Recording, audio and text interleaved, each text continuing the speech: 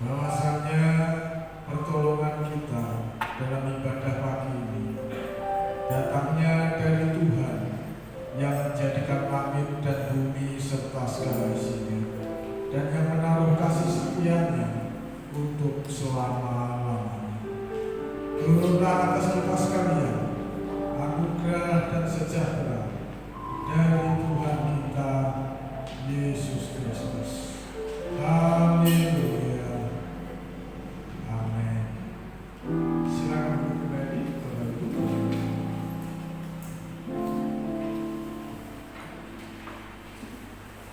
Shalom Bapak Ibu Saudara yang terkasih dalam Tuhan Yesus. Selamat pagi. Mari kita mau datang kepada Tuhan. Kita mulai ucapan syukur kita Bapak Ibu Saudara. Mari kita membawa hati kita dan rindu menyembah nama Tuhan.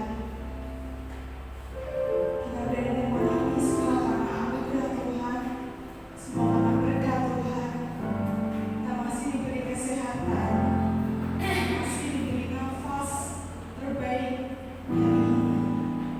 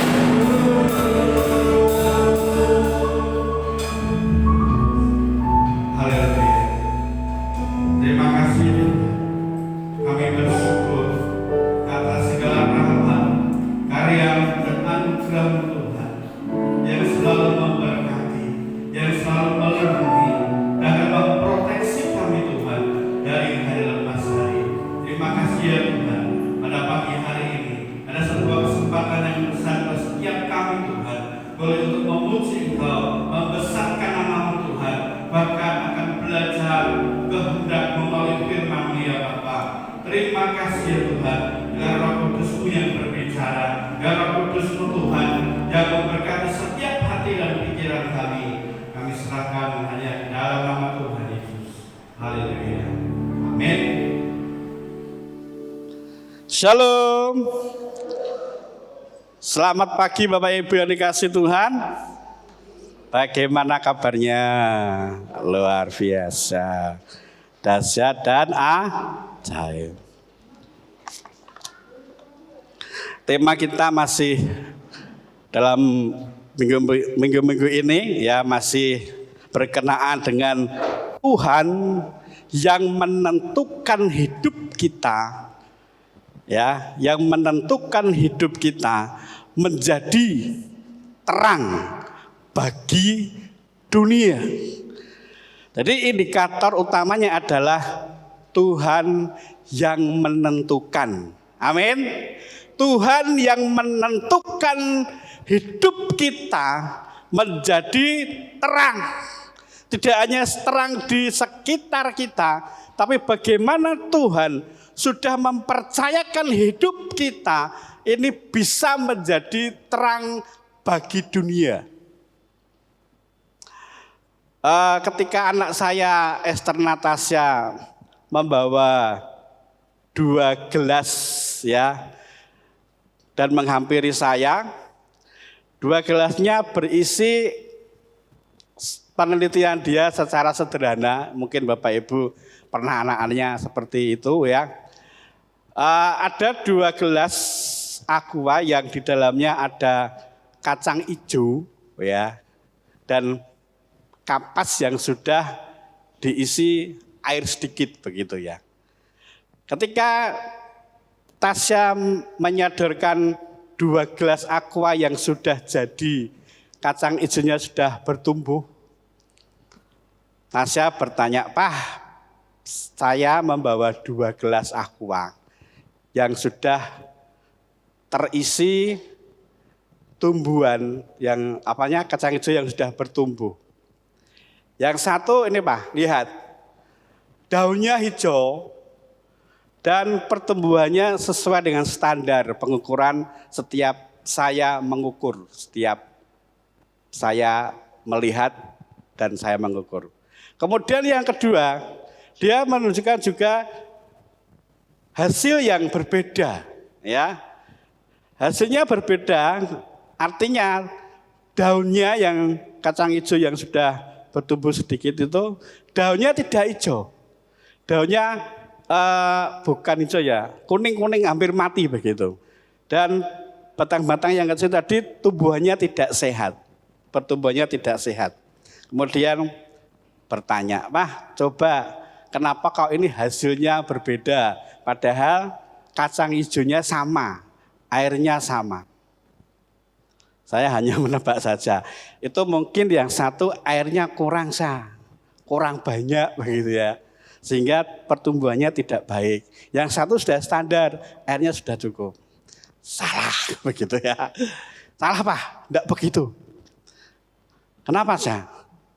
Yang satu yang pertumbuhannya normal dan sehat dan daunnya hijau, itu ditaruh di tempat yang terbuka, di tempat yang terang, sehingga hasilnya seperti ini, sehat, ya, daunnya hijau.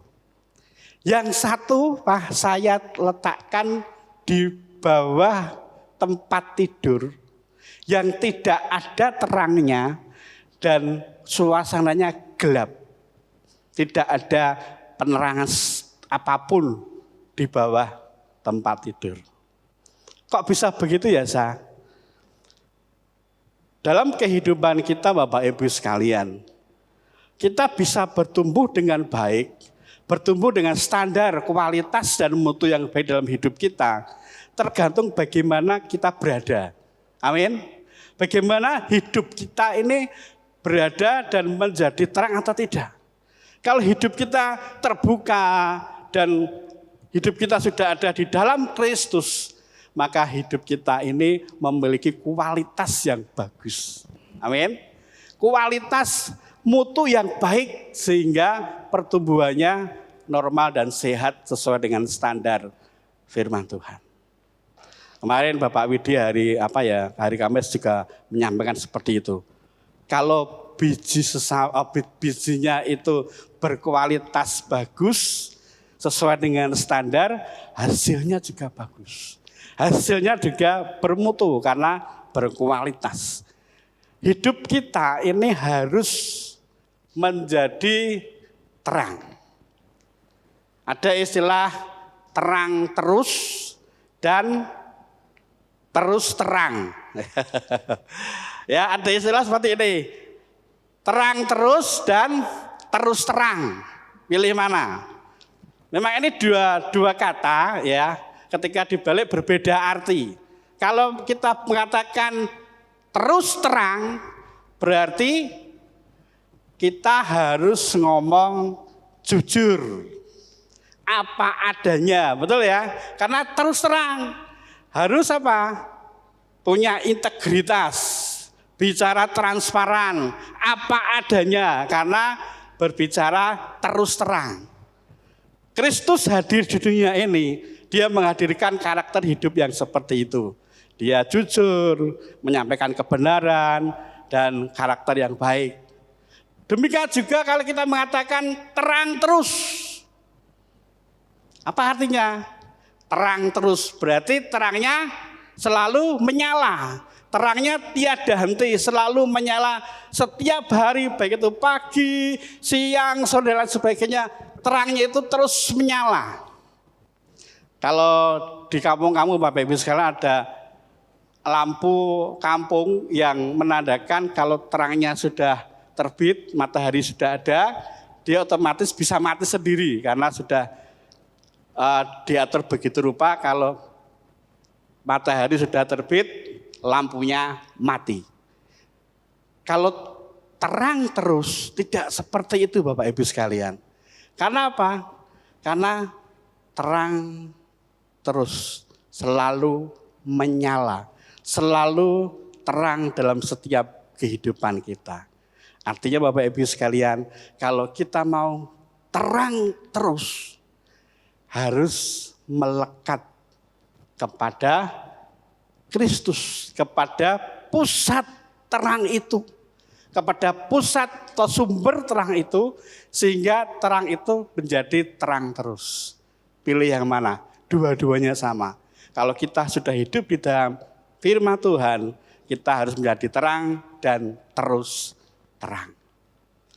Firman Tuhan pada pagi hari ini, kita akan baca bersama-sama Bapak Ibu sekalian di dalam Matius pasal yang ke-5. Matius pasal yang ke-5 ayat 14 sampai 16. Bapak Ibu sekalian, di layar sudah ada, di slide sudah ada. Mari kita akan baca bersama firman Tuhan pada pagi hari ini, ya. Kita akan baca secara bersama-sama. Matius 5 ayat 14 sampai 16. 2, 3. Kamu adalah kota yang lagi pula orang tidak, melainkan sehingga demikianlah hendaknya terangmu supaya mereka melihat perbuatanmu yang baik dan memuliakan Bapamu di surga. Bapak Ibu yang dikasihi Tuhan, mari kita akan baca dalam ayat yang ke-14 bagian A, ya. Kamu adalah terang dunia. Titik. Bapak Ibu yang dikasihi oleh Tuhan, ada sebuah penentuan pasti dalam setiap kehidupan orang percaya. Dalam teks yang sudah kita baca, kita percaya bahwa Yesus yang pertama adalah sumber terang itu, yang kedua adalah kita, ya. Kita adalah orang percaya yang sudah ditentukan oleh Tuhan terang dunia. Tuhan sudah menentukan kita menjadi terang dunia. Diibaratkan, diumpamakan seperti kota yang terletak di atas gunung. Artinya bahwa setiap kita orang yang percaya, itu terangnya harus kelihatan. Supaya setiap orang yang melihat kita, itu melihat terang Kristus.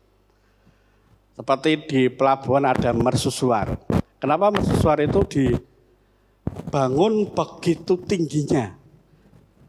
Karena kapal-kapal yang ingin bersandar di pelabuhan, ketika melihat terang itu dari jauh, Bapak Ibu sekalian, itu adalah pelabuhan Tanjung Emas, maka dia akan melihat terang itu. Walaupun dalam terang itu kecil, tapi sangat-sangat berharga buat nahkoda kapal. Ketika dia melihat, oh terangnya di sana, dia akan melihat fokus dalam terang itu, sehingga dia bisa sampai ke sana. Kalau hidup kita seperti mercusuar dan orang lain melihat kita adalah terang dunia, maka kita banyak diikuti oleh orang. Karena apa? Ada terang di dalam hidup kita. Tuhan yang menentukan hidup kita menjadi terang. Next. Ada sebuah ilustrasi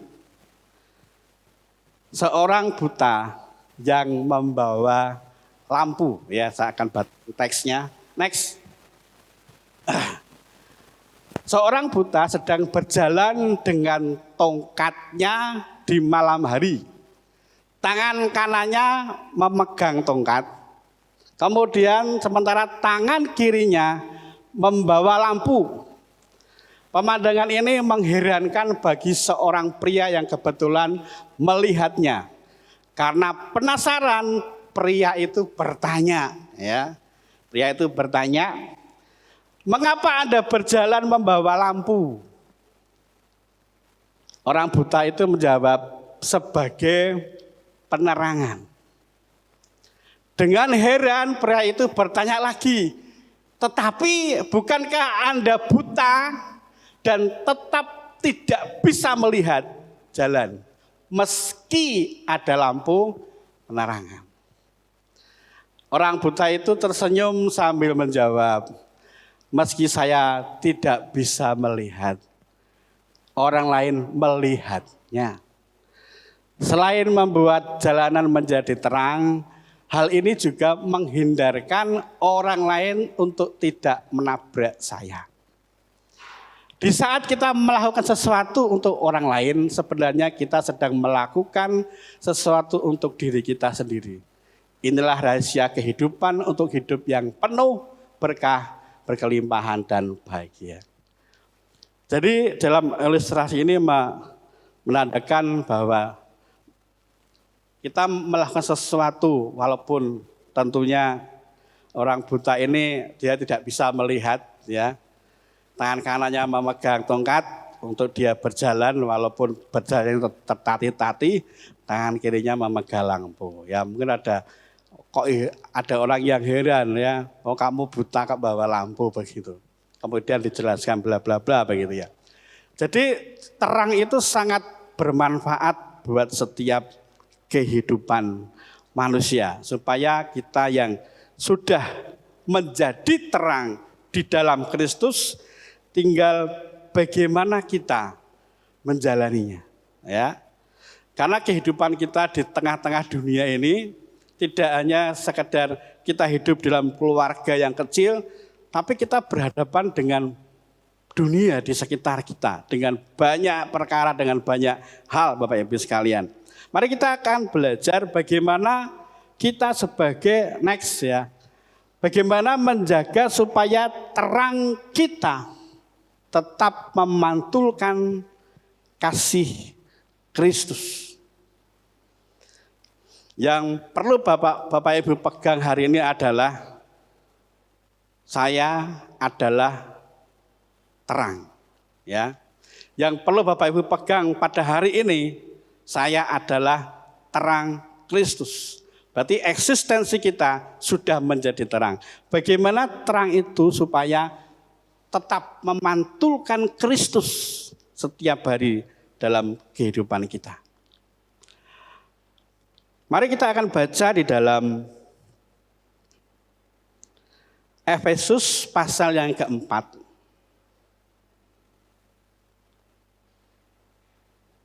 Efesus pasal yang keempat, ayat yang ke-29.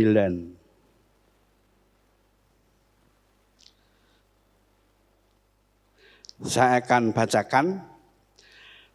Janganlah ada perkataan kotor keluar dari mulutmu, tetapi pakailah perkataan yang baik untuk membangun di mana perlu, supaya mereka yang mendengarnya beroleh kasih karunia.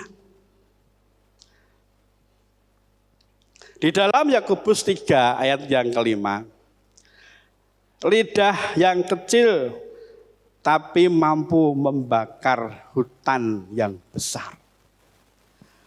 Setiap kita pasti memiliki salah satu panca indera, yaitu adalah mulut untuk memperkatakan. Mulut untuk mengucapkan kata-kata.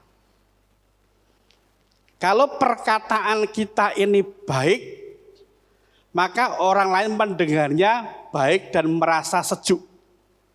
Tapi firman Tuhan, ada sebuah perintah Rasul Paulus kepada jemaatnya di Efesus.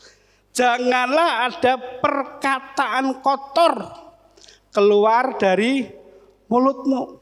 Artinya bahwa setiap kita yang sudah mengenal akan Kristus dan percaya akan firman Tuhan, bagaimana cara hidup kita yang tergantung kepada mulut kita. Ucapkanlah sesuatu yang membangun dan menguatkan. Sehingga setiap orang yang mendengar perkataan kita itu beroleh kasih karunia. Jadi hal yang pertama Bapak Ibu sekalian yang dikasih oleh Tuhan, bagaimana cara kita supaya kita ini tetap memantulkan Kristus. Yang pertama adalah jagalah perkataan dan ucapan kita. Kadang-kadang seringkali kita sebagai ibu rumah tangga, ya, ketika jengkel sama anaknya karena tidak mau belajar, angel belajar, disuruh tidak mau belajar, sehingga ada kata-kata yang kasar keluar dari mulut kita dengan istilah, maaf kata ya, tanpa sengaja kita karena jengkel kita mengucapkan bodoh, goblok dan lain sebagainya. Kata-kata seperti itu kadang-kadang, ya bukan kadang-kadang ya, ketika kita berkata itu sesuatu sebenarnya ada kuasa Bapak Ibu sekalian. Ya, apapun perkataan kita itu sebetulnya ada kuasa. Tergantung bagaimana kita mengucapkannya, bagaimana kita mengatakannya. Kalau kita mengatakan sehat, ya puji Tuhan. Katakan sesuatu yang membangun, sesuatu yang positif. Di dalam Amsal 8 ayat 21, hidup dan mati kita dikuasai lidah. Siapa suka mengembangkannya akan memakan buahnya. Hari Kamis kemarin Pak Widi menyampaikan tentang hukum tabur tuai. Hukum tabur tuai itu siapa yang menanam pasti dia akan menuai. Kalau dia menanam perkataan-perkataan yang tidak baik, perkataan-perkataan yang kotor dan lain sebagainya, kita sendiri yang akan menuainya. Jadi Bapak Ibu sekalian, memang perkataan-perkataan yang kita katakan tanpa kita sadari dalam kondisi emosi yang tidak stabil, itu bisa tanpa sengaja kita bisa langsung mengatakan kata-kata yang negatif. Memang untuk menjaga perkataan kita setiap hari, untuk membangun dan meneguhkan orang, itu butuh hikmat, ya. Supaya apa yang kita katakan, apa yang kita ucapkan itu menjadi berkat bagi orang lain. Di dalam Roma 3 ayat 13, bibir dan ucapan juga mengandung bisa mengandung racun, ya, bisa membunuh dalam tanda kutip, untuk membunuh orang lain dalam tanda kutip dengan perkataan-perkataan yang membuat orang lain sakit hati. Ada pepatah mengatakan mulutmu adalah harimaumu. Hari ini Bapak Ibu sekalian, kita harus belajar untuk menjaga perkataan kita, menjaga ucapan kita, supaya apa yang kita ucapkan itu menjadi berkat dan menjadi sesuatu yang membangun bagi orang lain. Kemudian yang kedua, next.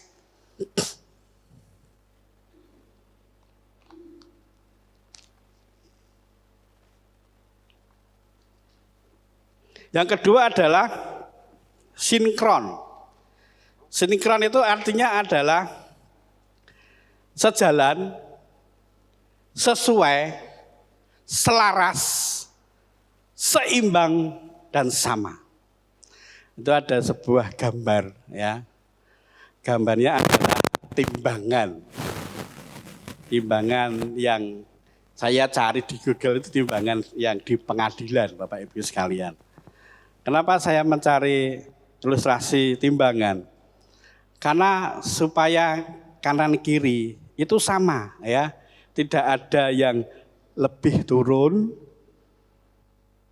tidak ada yang lebih ke atas, tapi sama, sejajar, sesuai.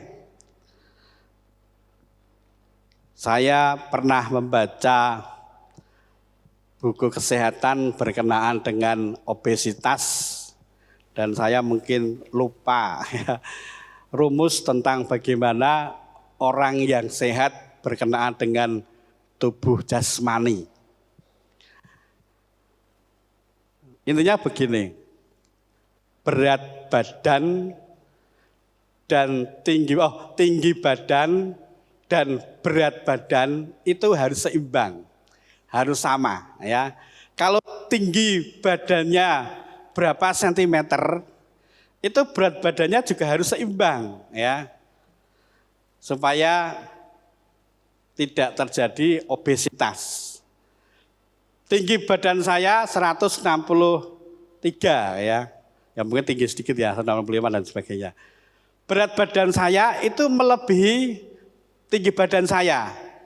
Berarti saya hasilnya obesitas.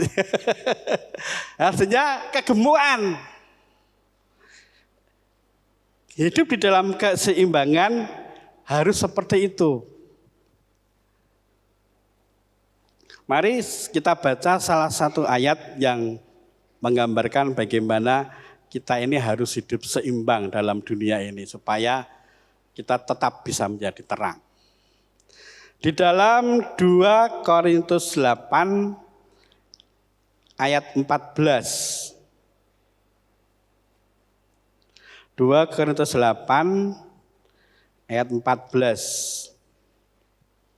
Saya akan bacakan Bapak Ibu sekalian. Maka hendaklah sekarang ini kelebihan kamu mencukupkan kekurangan mereka, agar kelebihan mereka kemudian mencukupkan kekurangan kamu, supaya ada keseimbangan, ya, ada keseimbangan. Di sini ada istilah kata kelebihan kamu mencukupkan kekurangan mereka. Setiap orang yang percaya ingin menjadi terang dan hidupnya diberkati oleh Tuhan dan hidupnya berlebih. Tidak salah kalau kita mau berbagi kepada orang lain yang membutuhkan. Amin.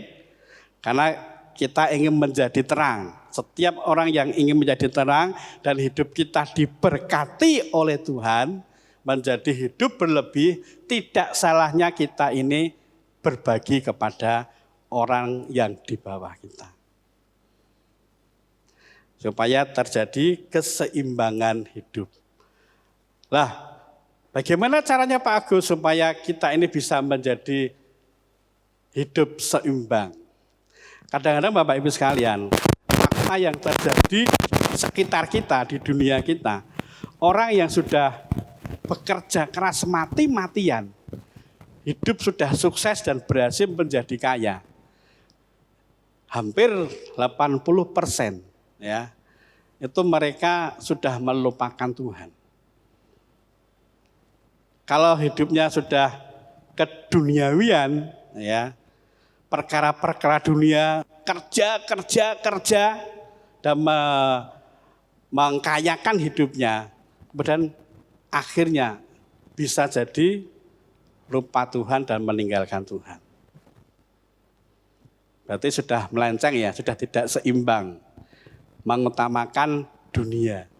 Ya memang kita hidup di dalam dunia Bapak Ibu sekalian ya, kita hidup di dalam dunia, hidup di dalamnya, maka kita harus berani menjadi orang yang berbeda, ya.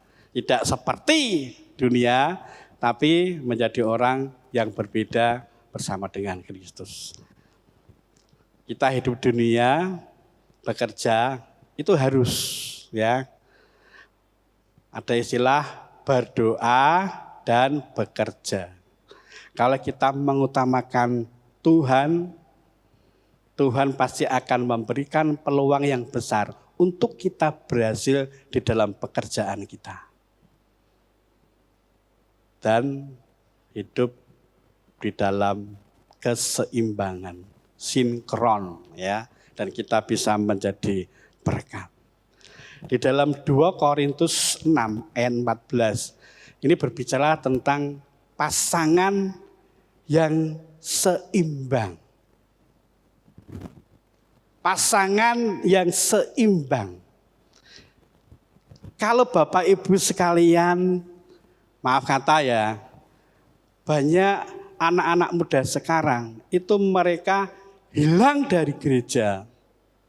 Anak-anak muda sekarang meninggalkan pelayanan hanya karena memiliki kekasih, memiliki pacar yang tidak seimbang. Sehingga kita mengatakan, oh Pak Agus tenang saja, pasti saya akan tarik jadi orang Kristen. Jangan sembarangan ngomong Bapak Ibu sekalian. Tidak segampang itu. Di dalam 2 Korintus 6 ayat 14, bagaimana terang dan gelap itu bisa bersatu. Kita harus bisa memikirkan ke depan supaya hidup kita itu menjadi berkat dan menjadi terang di dalam keseimbangan. Ya, menjadi berkat dan menjadi terang dalam keseimbangan supaya hidup kita ini tetap bekerja dengan baik dan tetap melayani Tuhan. Berkat Tuhan melimpah dan kita tetap melayani Tuhan. Keseimbangan itu membutuhkan kerja keras, ya. Di dalam dunia perdagangan, ya, jual apapun, kadang-kadang ada orang yang curang Bapak Ibu sekalian, ya. Ada timbangan yang sudah ditempeli besi sedikit, ya, supaya mendapatkan keuntungan yang banyak. Itu keseimbangan yang tidak normal. Keseimbangan yang tidak sehat yang dilakukan oleh para pedagang yang dalam tanda kutip para pedagang yang curang sehingga mendapat keuntungan karena timbangannya ada besinya sehingga dipaksakan untuk bisa seimbang. Bukan seperti itu, ya. Kalau kita menjadi terang, tetaplah kita terus terang dan terang terus. Selanjutnya Bapak Ibu sekalian, next.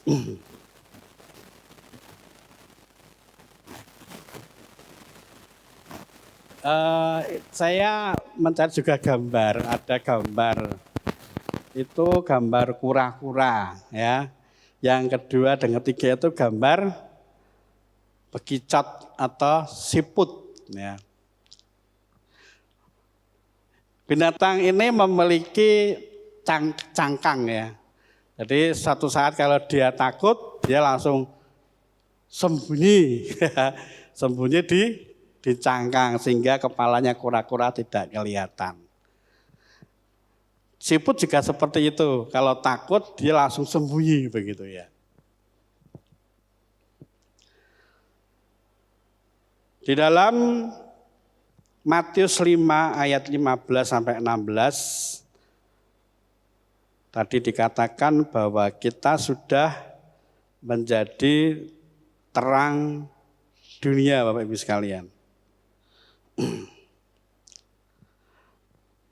Jadi yang ketiga, berani keluar. Lah artinya apa?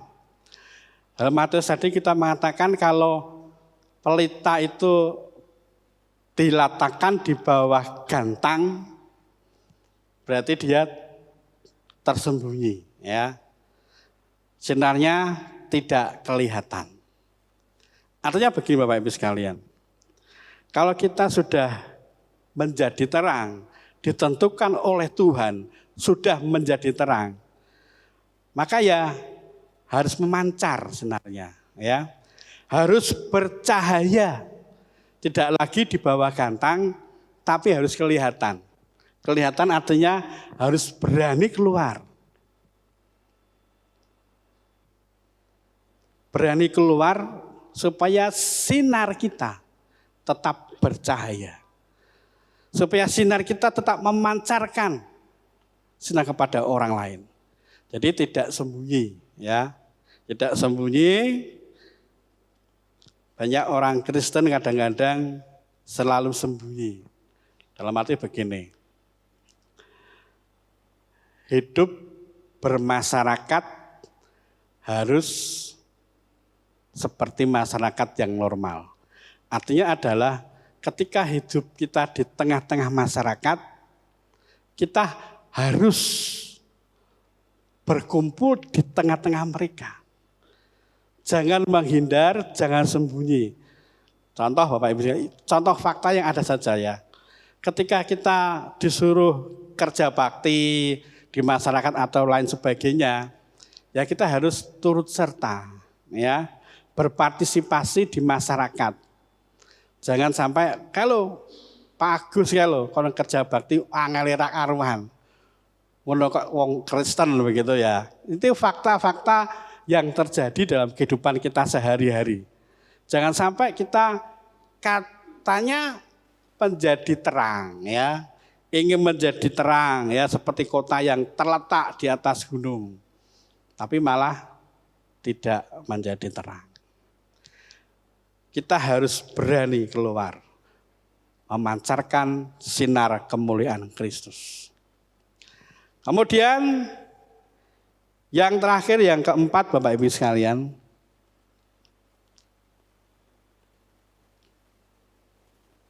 next.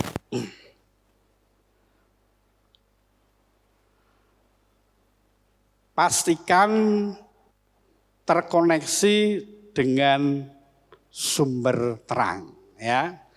Pastikan hidup kita ini selalu terkoneksi, artinya memiliki hubungan yang terus dengan sumber terang, yaitu Tuhan Yesus Kristus. Di dalam Yohanes yang mengatakan, akulah terang dunia.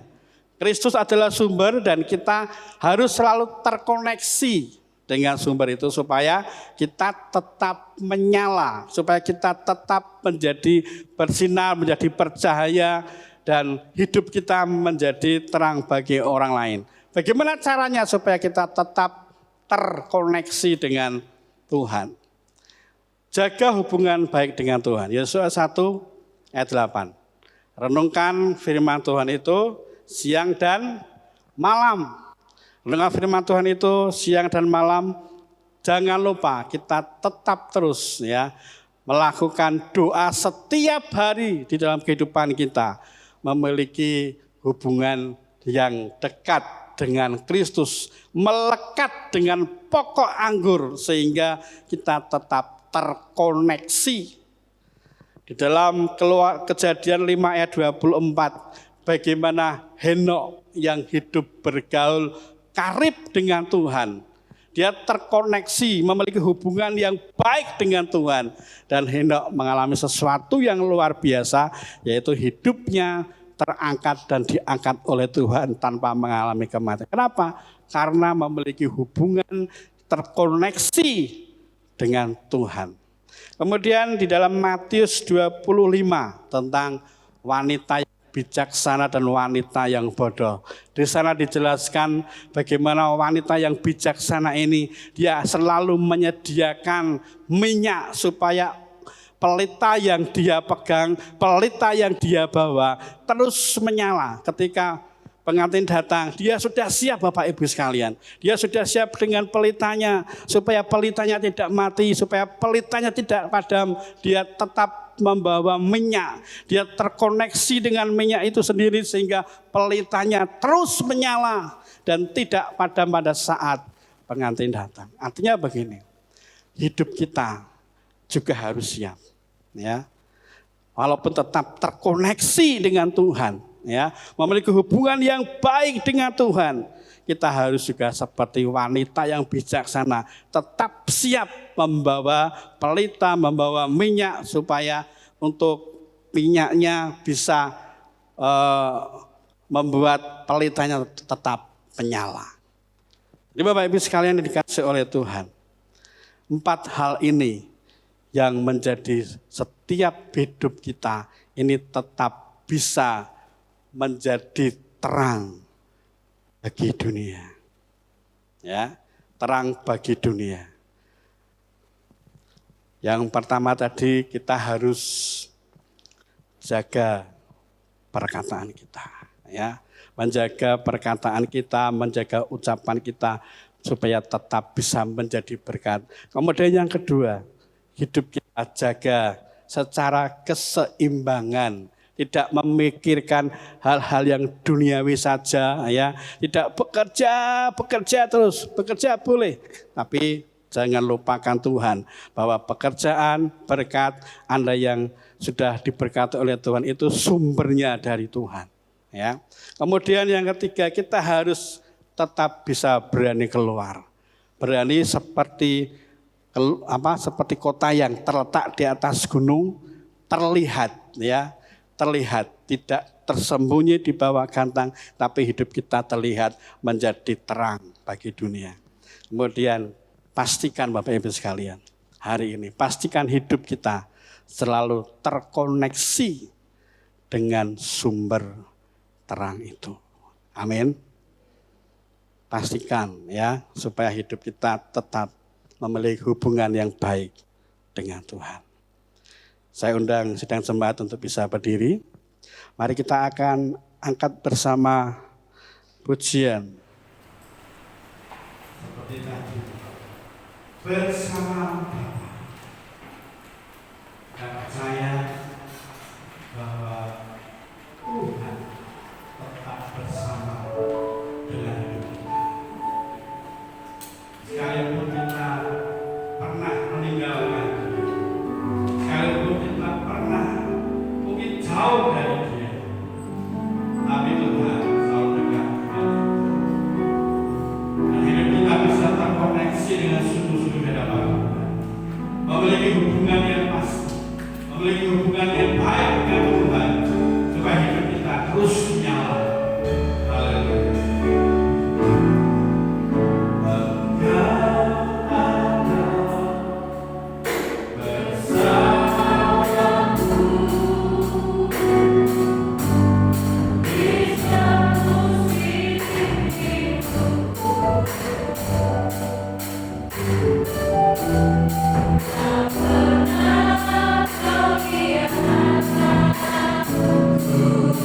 Kau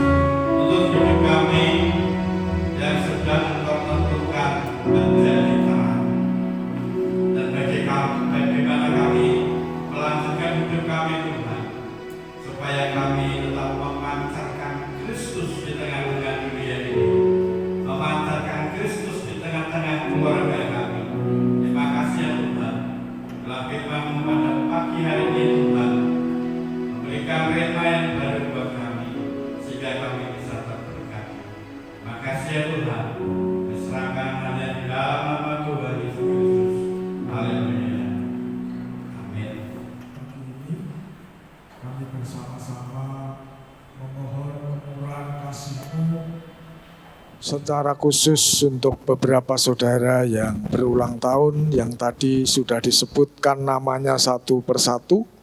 Biarlah kasih kemurahan Tuhan melimpah atas mereka. Dengan bertambah usia, mereka semakin menikmati kasih karunia-Mu di dalam kehidupan ini. Terima kasih. Demikian juga Engkau tahu Tuhan pergumulan kami. Bangsa kami yang kami cintai ini. Negeri kami yang kami rindukan. Kemurahan-Mu terus mengalir di tengah-tengah bangsa kami yang hari ini, tepatnya besok, Tuhan, merayakan hari ulang tahun kemerdekaan yang ke-75. Biarlah kasih kemurahan Tuhan terus melimpah bagi bangsa kami yang hari-hari ini dilanda pandemi virus corona yang demikian menakutkan. Tuhan, kami berdoa biarlah Engkau angkat virus itu sehingga bangsa kami boleh dengan leluasa melakukan aktivitas pekerjaannya, sehingga bangsa kami boleh menikmati sejahtera daripada Tuhan sebagaimana kerinduan para pendiri bangsa ini. Mari Tuhan Yesus, Engkau yang menolong negeri kami, Engkau yang menolong pemimpin-pemimpin kami, supaya diberikan hikmat, kesanggupan untuk bisa melewati hari-hari yang berat sebagaimana yang Engkau lihat pada hari ini. Terima kasih Tuhan Yesus, terima kasih karena Engkau sudah menolong kami, menolong negeri kami, memberkati sedemikian rupa. Kami berdoa Tuhan untuk Kota Semarang. Biarlah Tuhan sendiri yang akan juga melindungi warga Kota Semarang. Para pemimpin kami, biarlah Tuhan yang menjaga dan melindungi mereka. Terlebih Tuhan, kami rindu kasih kemurahan Tuhan terus Engkau kerjakan di tengah-tengah jemaat ini. Engkau tahu Tuhan bahwa pembangunan yang sudah kami perjuangkan sedemikian lama, sampai sekarang kami belum mampu menyelesaikan dengan sempurna. Oleh sebab itu mari Tuhan Yesus, Engkau yang menolong kami, memampukan kami, memberikan kesanggupan, kekuatan, bahkan berkat-berkat-Mu tercurah atas seluruh jemaat Tuhan, sehingga melalui berkat-berkat-Mu itu kami mampu menyisihkannya untuk menyelesaikan pembangunan rumah-Mu ini. Terima kasih Tuhan Yesus. Kami berdoa juga Tuhan pada kesempatan pagi ini, beberapa saudara-saudara kami yang sampai sekarang masih belum beribadah bersama-sama di rumah-Mu ini oleh karena berbagai halangan. Oleh sebab itu biarlah Tuhan yang menolong mereka, memberi kekuatan khususnya untuk mereka yang sudah usia emas, Bapak Manto, Ibu Titiari, Bapak Sukiman. Tuhan, mereka yang sudah sepuh-sepuh ini biarlah kasih kemurahan-Mu tetap Engkau berikan bagi mereka. Mereka tetap ada dalam lindungan dan kasih daripada Tuhan. Terima kasih untuk saudara Meme Tuhan, saudara Mei. Tuhan, biarlah Engkau yang menolong dia, mengangkat segala kelemahan dan juga berbagai hal yang selama ini menghalangi untuk menikmati kasih Tuhan. Kami percaya dengan tindakan medis beberapa waktu yang lalu, Tuhan akan nyatakan kuasa-Mu dan memberikan Mei Tuhan berkat-Mu yang luar biasa di dalam kehidupannya. Mari Tuhan Yesus pulihkan, kuatkan saudari kami ini. Terima kasih Tuhan Yesus. Dan akhirnya pada kesempatan pagi ini kami akan tinggalkan rumah-Mu ini. Tetapi kami percayakan hidup kami seutuhnya dalam tangan-Mu. Biarlah tiap langkah kami ada dalam perlindungan dan penyertaan-Mu. Dan sekarang saudara-saudaraku yang kekasih, pulanglah, bawalah berkat Tuhan, kasih sayang Allah Bapa dan damai sejahtera dari Tuhan Yesus Kristus, serta kekuatan penghiburan dari Allah Roh Kudus menyertai dan memberkatimu dari pagi ini sampai Maranatha, Tuhan Yesus datang yang kedua kali. Haleluya. Amin.